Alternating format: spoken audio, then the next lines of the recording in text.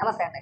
మా పేటీఎం గొర్రెలకి అర్థం కాని విషయం ఏంటంటే, మనం ఏ భాష మాట్లాడితే తిరిగి మనకి అదే భాషలో సమాధానం చెప్తారు కదా! ఈ విషయం మనందరికీ తెలిసిందే. ఇప్పుడు రోజా మాట్లాడితే పచ్చి బూతులే మాట్లాడుతది. గాలిన కొడుకులంటది, గాలి వెధవలంటది, లకారాలతో సంబోధిస్తది, నన్నెవడో రేపు చేయడంటది, నీకు దమ్ముందా రేపు చేసేది, ఇలా రకరకాలుగా అన్ని బూతులే మాట్లాడుతుంది మెజారిటీ. సరే కొన్ని రోజులు చూస్తారు, ఎవరైనా సరే కొన్ని రోజులు చూస్తారు. సరే ఏదో వాగుతుందిలే అలాగా, దాని పాపని అదే పోతుందని చెప్పి అనుకుంటారు. శృతి మించిపోయిందనుకోండి. కాస్త స్థాయి ఇంకా మించిపోయి, ఇంకాస్త దిగజారిపోయి, ఎక్కువగా బూతులు మాట్లాడిందనుకోండి. ఏం చేస్తారు? ఆవిడ ఏదైతే భాష మాట్లాడుతుందో అదే భాషలో కౌంటర్ ఇస్తారు. అవునా కదా? ఇప్పుడు మనమైనా అంతే. ఇప్పుడు నేను ఎవరన్నా ఎదవ అన్నాను అనుకో, తిరిగి నన్ను ఎవరన్నా కౌంటర్ చేస్తే నన్ను కూడా ఎదవనే అంటాను కదా! ఆ ఉద్దేశంతోనే నిన్న ఆనం వెంకటరామారెడ్డి గారు ప్రెస్ మీట్ పెట్టి మాట్లాడితే అందరినీ గాలి నా కొడుకులు అంటున్నావు. వాళ్ళ గాలి నా కొడుకు లేదు, నువ్వు గాలి ఉండవా, నువ్వు గెలవలేదు కదా, గాలిలో ఓడిపోయిన గాలి ఉండవా అని చెప్పేసి అన్నాడు. దానికి పేటీఎం కూడా గిలగిలగిలు కొట్టేసుకుంటున్నాయండి. వీళ్ళకి భాష గురించి ఇవాళ పద్ధతుల గురించి ఇవాళ మాట్లాడుతున్నారు. వీళ్ళకి నొప్పి వచ్చేసింది, రోజా అన్నారని చెప్పేసి అని వీళ్ళకి నొప్పి వచ్చేసింది ఇవాళ. మరి రోజా మాట్లాడినప్పుడు ఆడెవడో మాట్లాడుతూ ఆన వెంకటరామారెడ్డి గారిని ఉద్దేశించి మీ ఏజ్ అంతా గేజ్ అంతా ఒక్కో చాలా డైలాగ్ కొట్టుకొచ్చింది. మరి రోజా మాట్లాడినప్పుడు మన రోజా మాట్లాడినప్పుడు కూడా ఇలాంటి డైలాగులు కొట్టు ఉంటే బ్రహ్మాండంగా ఉండేది. మనం పద్ధతులు మన రోజాకి నేర్పించాలి, ఎదుటి వ్యక్తులకు కాదు. మనం అన్ని బూతులు మాట్లాడేస్తాం. ఇంకా అదేదో ఆ పేటెంట్ రైట్స్ అన్ని కూడా మీకే ఉన్నట్టు మాట్లాడతారు. అంటే బూతుల పైన హక్కు సర్వ హక్కులు వీళ్ళయ్యే. ఎవడు మాట్లాడితే ఎవరికి రావు అనుకుంటారు, అందరూ మాట్లాడతారు కదా. మీరేం బాధపడిపోవసరం లేదు, ఇంకా సంతోషపడాలి. ఎందుకంటే రోజా ఇక్కడి నుంచి కాస్త తగ్గుద్ది. మళ్ళీ ఎదురా బాబు వాళ్ళు కూడా ఒక స్థాయి దాటేశారు, ఇప్పటి వరకు చూసి చూడనట్టు వదిలేశారు మనల్ని, ఇక్కడి నుంచి మనల్ని అలా వదలరు, చెక్కుతారు. డైరెక్ట్గా అధికారికంగా నాయకులే నన్ను గాలిమండ అన్నారంటే కార్యకర్తలు ఏ రేంజ్లో వేసుకుంటారో అని చెప్పేసి మీకు కాస్త ఒళ్ళు దగ్గర పెట్టుకొని మాట్లాడుద్దండి. ఏ తప్పే ఉంది అందులో, తన జాగ్రత్తలో తను ఉంటుంది. ఒకసారి అంటే దెబ్బ తగిలింది అనుకోండి, నోరు అదుపులో ఉంటుంది. మరి మహిళ కదండి, గాలిమండ అన్నది తప్పు కదండి అనుకోవచ్చు, కానీ రోజాని మహిళ అని మేము అనుకోవాలండి. మేము భావించడం అలాగా. వాస్తవంగా మేము రోజాని మహిళ అని చెప్పేసి అని భావించడం. ఏ రోజు ఒక మహిళగా మాట్లాడాలి, కావాలంటే పని వేస్తాం. ఏ రోజైనా రోజా ఒక మహిళగా మాట్లాడిందా? ఏమండి ఇక బొడ్డు కోసి పేరెట్టింది అందరికీ. ఎవరన్నా పడితే వాడిని వెధవ అంటది, ఆనా కొడుకులు అంటది, ఈనా కొడుకులు అంటది, గాలినా కొడుకులు అంటది. మరి ఇది ఎంతమందిని కనేసింది? ఎవరికి తెలియదు? ఎవడు దీనికి కొడుకు? అసలు ఎవరైనా కోరుకుంటాడా? అలాంటి భాష మాట్లాడినప్పుడేమో మన సంకల్పం ఉద్దేశం. సాక్షిలో రోజా మాట్లాడిన డైలాగులు కానీ ఆ తిట్లు కానీ ఏవైతే ఉన్నాయో ఆ తిట్లనే తమ్మునిల్స్గా పెట్టి మరీ హైలైట్ చేసేది. అవి బాబా రోజా మామూలుగా వేయలేదు, బలంగా బూతులు తిట్టేసింది. ఇంకా మామూలు బూతులు కాదు, ఆ రోజా నోటానికి బూతులు వర్షం కూర్చేసింది. ఆ బూతులు వినలేక తెలుగుదేశం నాయకులు భయపడిపోయారు, ఆ భయంకరంగా భయపడిపోయారు. రోజా గురించి మాట్లాడాలని సుస్సు కోసుకుంటున్నారా? ఇలాంటి ఎలివేషన్లన్నీ ఇచ్చుకోవడం. ఇవాళ రోజా అంటే నీకు తెలియసింది. చెప్పండి రా, ఏ రోజైనా సరే రోజా మంత్రిగా ఉన్నా లేదంటే ఓడిపోయింది అనుకుని పక్కన పెట్టేసాను, ఏ రోజు సంస్కారవంతంగా మాట్లాడు. ఒరే సింపుల్ ప్రశ్నరా, ఇప్పుడు పక్కనోడు బాధలో ఉన్నప్పుడు మనం ఎగతాలు చేయకూడదు, మనం నవ్వకూడదు. ఆ రోజు చంద్రబాబు నాయుడు గారు బాధపడినప్పుడు ఇమీడియట్గా గంగిరెద్దులాగా ఎక్కడ ఉందో తెలియదు కానీ అప్పటికప్పుడు ఒక వీడియో రిలీజ్ చేసింది నవ్వుతా. సరేలే నవ్వుతా, నవ్విందిలే ఫోన్లే, ఇంకా రాజకీయాల్లో సహజం ఇవన్నీ దిగజారిపోయాం కదా అని చెప్పి అనుకున్నాం. చంద్రబాబు నాయుడు గారు అరెస్ట్ అయినప్పుడు ఎంత విచిత్రం అంటే టపాసులు కాల్చి కేకులు కట్ చేసి స్వీట్లు పంచిందిరా. సరే అదొక రకమైన సునకానందం కన్నా అని చెప్పి అనుకోవచ్చు. మరి వాళ్ళ రోజా ఏడుతుంది, మరి దొంగడి ప్రణామం అంటారా? నువ్వు చంద్రబాబు నాయుడు గారు దొంగడి ప్లాన్ కదా రోజా, మరి ఈ రోజు అంటారా రోజా ఏడుతుంది, ఓ బాబు రోజా ఏడుతుంది. నోరేమో దీని అదుపులో ఉందో, నోటితో ఎక్కువయే తాగేసి మాట్లాడుతుంది అది ఇది అంటారులే, కానీ నేను నమ్మలే. తాగేసి ఒకవేళ మాట్లాడితే మాట్లాడిందేమోలే, మరి రోజా నోరు అదుపులో ఉండాలి కదా. ఎవరు అదుపులో పెట్టుకోవాలి? కుటుంబ సభ్యులు. వాళ్ళు అలాగే లెక్క మూడు ఎలాగే డమ్మి గాడి అని ఏకముఖ్యం తీసేవడం ఇంటిది. ఇంకెవరు చెప్పాలి దీనికి? కొడుకు కూతురు చెప్పే స్థాయిలో లేరు, ఇంకా చిన్నపిల్లలు కాబట్టి. మొగుడు ఎలాగ చేతకన్నాడు, మొగుడు చెప్పరు. ఇంకా కొడుకు కూతురు ఎట్టగా చెప్పరు. మొగుడు మాట ఏంటంటే అమ్మ బాబు మాట, అన్నదమ్ముల మాట అసలు ఎంతో. మరి ఇంకెవరు చెప్పాలి? ఎవరు చెప్పినా రోజా వినే స్టేజ్లో ఉందా? లేదుగా.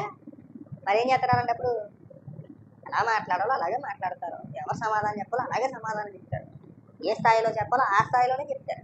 అలా చెప్తేనే అర్థమవుతుంది. రోజా అమనాబుద్ధులు మాట్లాడిన తర్వాత రోజా గారు మీరు అలా మాట్లాడకూడదు, అది పద్ధతి కాదు అని మాట్లాడేమనుకో, ఎందు రోజా ఎందో నాకు తెలుసు ఎట్లా మాటకు మాట టెట్ ఫర్ టాట్.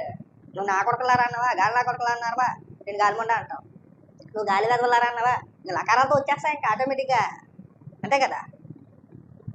మన చూడండి చిన్నప్పుడు చదువుకునేవాళ్ళం కదా, వ్యతిరేక పదాలు అని చెప్పేసి అలాగే నువ్వు ఒక తిట్టు అంటే దానికి వ్యతిరేకంగా ఇంకో తిట్టు ఏదైనా ఉంటే దాన్ని జోడించి చక్కగా మాట్లాడతారు.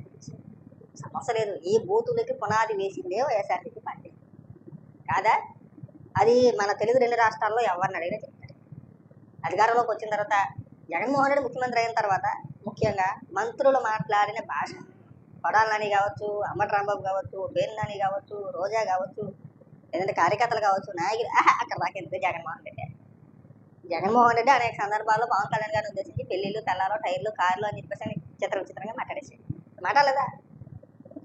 మాట్లాడలేదా? ఎంత అసహ్యంగా మాట్లాడేవాడు. అది కూడా ఏ సభలోని అమ్మఒడి, నేను బట్టలు నొక్కుతానని వాడు ఒక మీటింగ్ పెట్టుకునేవాడు. చిన్నపిల్లలందరినీ తీసుకొచ్చేవాడు. ఆ చిన్నపిల్లలతో ఫస్ట్ మా మామ జగన్ మామ అని చెప్పేసి ఒక డ్యాన్స్ కార్యక్రమం ఉండేది. అది కూడా భజనే. అలాంటి కార్యక్రమాల్లో కూడా మళ్ళీ భజన ఉండాలి. సరే లేదు ఏడ్చేలే సన్నాసుడు అని చెప్పి అనుకునేవాళ్ళు. అయిపోయిన తర్వాత చిన్న చిన్న పిల్లలకు మైకులు ఇచ్చేవారు. మైకులు ఇచ్చి జగన్మోహన్ రెడ్డి ఇలా కూర్చునేవాడిని అవుతా ఇలా నెలల సైడ్కి ఎట్టయితే ఇలా కూర్చునేవాడు. అక్కడ ఆ పిల్లలకి ఒక స్క్రిప్ట్ ఇచ్చేవారు. నువ్వు పవన్ కళ్యాణ్ గారిని తిట్టాయి, నారా లోకేష్ గారిని తిట్టాయి, చంద్రబాబు నాయుడు గారిని తిట్టాయి. ఆ చిన్నపిల్లల చేత కూడా తిట్టించేవారు జగన్మోహన్ రెడ్డి. అనేక సందర్భాల్లో మనం చూసాం. అది ఆ వీడియోలు ఎప్పటికే ఉన్నాయి లేవా? చిన్నపిల్లల చేత రాజకీయాలు మాట్లాడలేదా? నారా లోకేష్ గారిని చూడు, తను ఏ కార్యక్రమంలోనైనా సరే చిన్నపిల్లలు ఎవరైనా ఆ కార్యక్రమాల్లో ఉంటే వెళ్ళిపోమంటాడు, అక్కడి నుంచి తీసుకెళ్ళిపోమంటారు. చిన్నపిల్లలకి రాజకీయాలు ఎందుకంటే ఇప్పటి నుంచి వాళ్ళు చదువుకునే వయసు వాళ్ళని ముందు చదువుకొనివ్వండి, ఆ తర్వాత రాజకీయాలు అని చెప్పేసి ముందు అలా పంపించేస్తాడు.